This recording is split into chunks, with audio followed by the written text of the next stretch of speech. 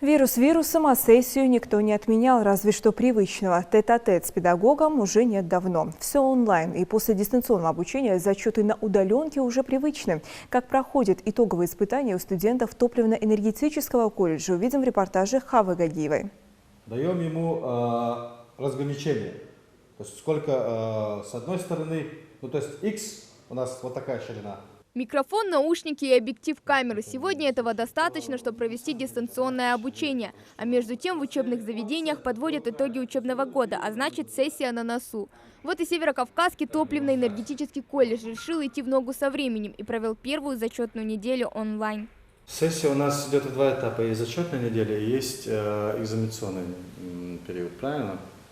Зачетная неделя обычно оно сдается индивидуально через Zoom, возможно через Skype. Но так как вся суть здания зачета состоит в том, чтобы убедить преподавателя в том, что ты знаешь свой предмет, то сдача одного зачета вот одним студентом, он довольно-таки обширно получается. Не 10-15 минут, как в стандартном случае, а вот прям минут 40 приходится тратить на одного студента, поэтому уложиться в один день слишком сложно бывает, поэтому приходится в несколько дней все это сдавать. Как проконтролировать тот факт, чтобы никто не списывал, никто не подглядывал? Знаете, практика по программированию не спишешь никоим образом. Нет такой информации, есть логическое мышление, есть знание английского языка и знание языка программирования. И я не думаю, что есть программист, который может у кого-то что-то списать. Если, находясь на паре, они могут друг другу еще как-то списать, то, находясь у себя дома, каждый студент по отдельности, не думаю, что это возможно. В арсенале преподавателей сейчас всевозможные приложения и онлайн-платформы. Преподавать и заниматься можно, главное, чтобы была отдача с обеих сторон. К слову, Ахмед Тачиев проводит сейчас онлайн-лекцию для второкурсников. Проверяется здесь и успеваемость, и условная посещаемость всех студентов. Зачетная неделя началась лишь для старших курсов, а значит, у этих ребят впереди неотработанный материал и практические занятия. Изначально фоксимильная связь – это в первую очередь процесс дистанционной передачи неподвижных изображений и текста. То есть та связь, которая используется у нас, например, на сканерах, принтерах и так далее. В чат приходят вопросы от студентов, различия сотовой и спутниковой системы связи, технические средства информатизации. Непонятных моментов возникает немало, однако все тут же объясняется, ведь скоро сессия и лучше готовиться тщательнее.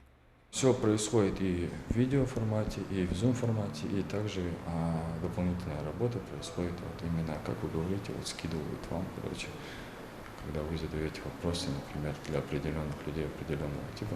Например, я считаю, ты не слушал меня, ответь мне на этот вопрос. И он мне пишет, отвечает, скидывает.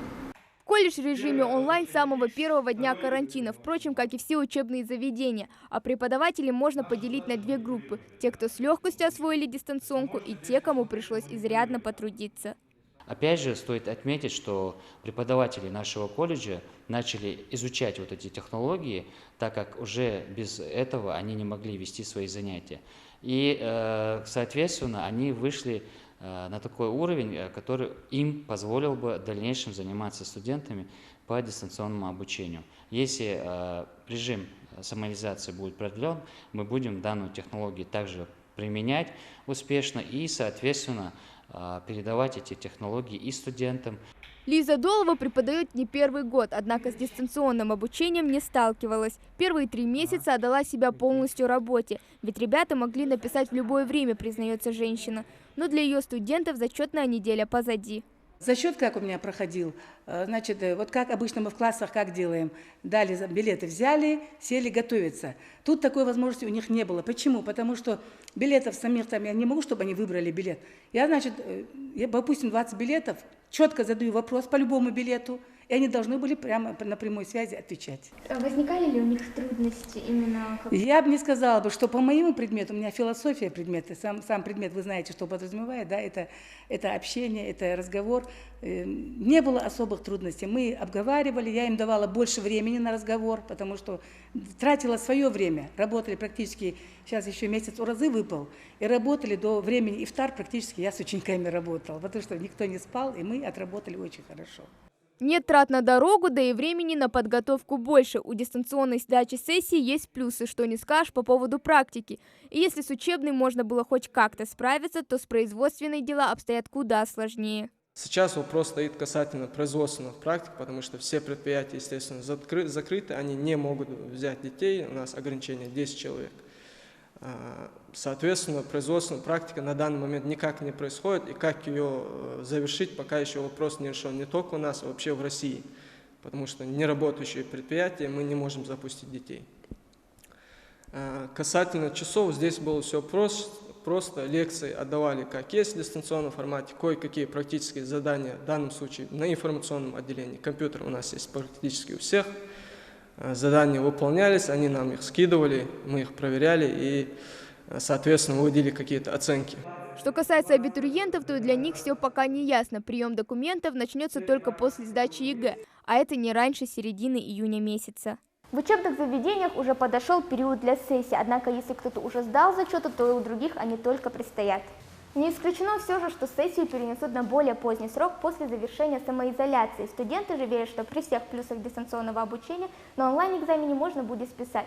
А преподаватели в один голос твердят, что лучшим помощником будут лишь знания. Хава Гагиева, Магомед Шаухалов, Новости 24.